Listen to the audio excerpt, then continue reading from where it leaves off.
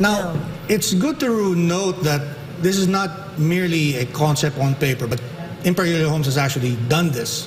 And you have a project in Santo Tomas, Batangas. Can you tell us about this and maybe segue to the net metering part, which I think the most interesting thing about the solar offering? Yes. We started with the 1,000 units in Santo Tomas, and then the second one was in Bicol, that's Legazpi City. We also had a solar powered community, but we launched the first solar powered community with 1,000 homes, and it really contributed to the climate change of reduction of the CO2.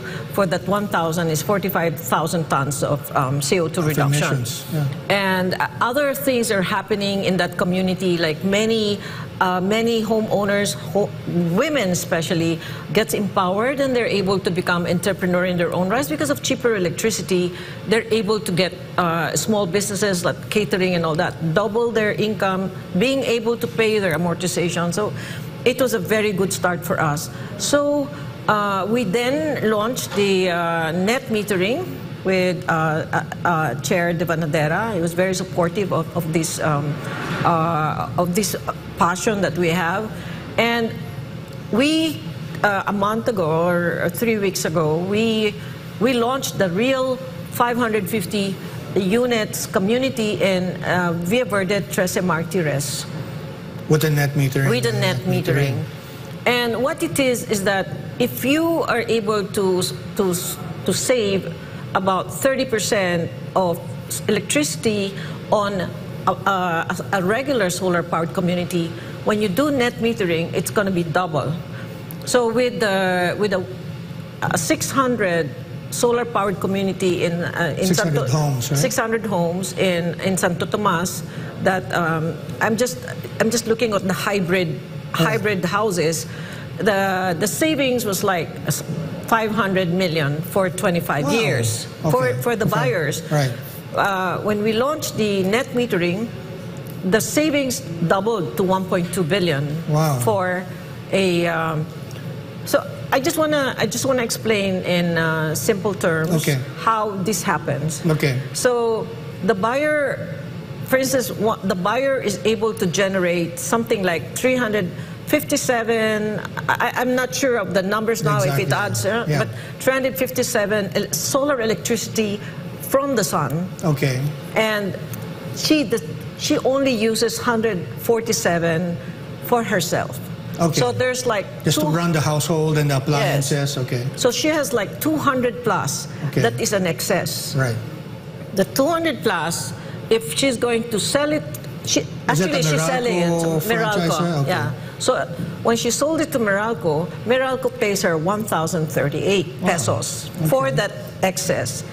And then she only pays for that portion in her house and lot and the solar 1,600, but she generates 2,700 out of the solar. Wow. And by the way, it cost her nothing, because when you put the solar on the house and lot and you take it out through a bank that is like, for instance, there is now a funding institution like Balay Verde where they will give you 100% of the loan without any equity.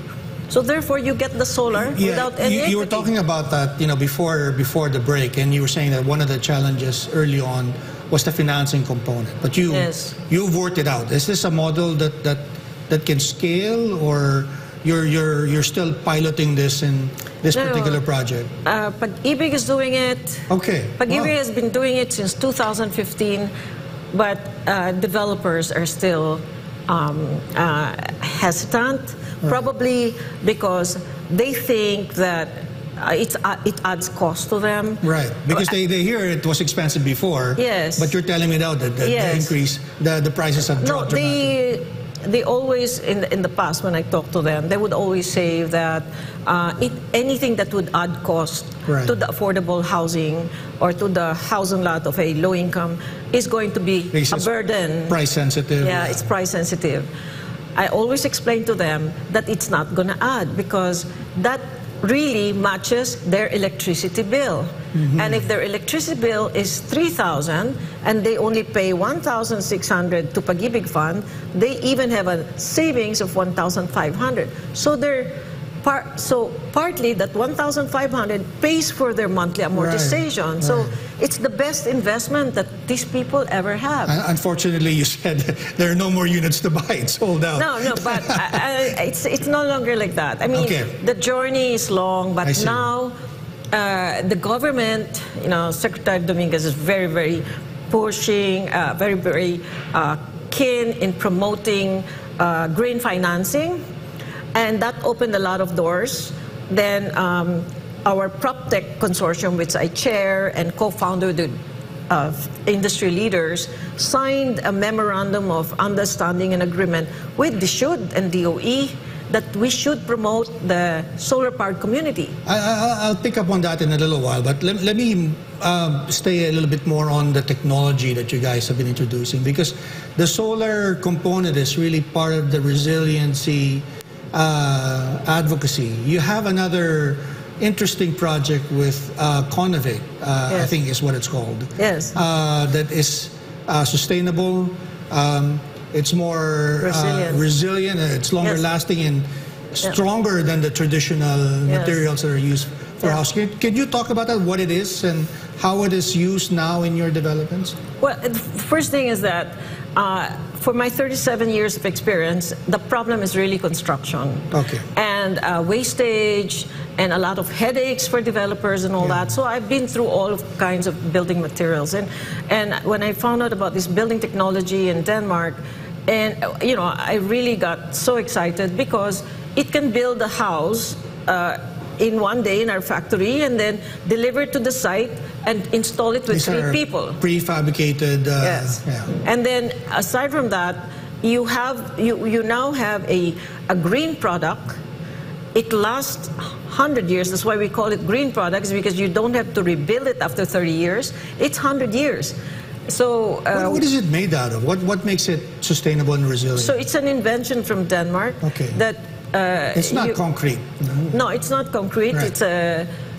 It's a product of Denmark that we bring in here, and then we mix this with less cement, and we mix it with less gravel and sand. So the way you do the housing here, you put a lot of gravel. Make it resilient. Yeah. So when you start building it like that, you now have a product that is ready to build.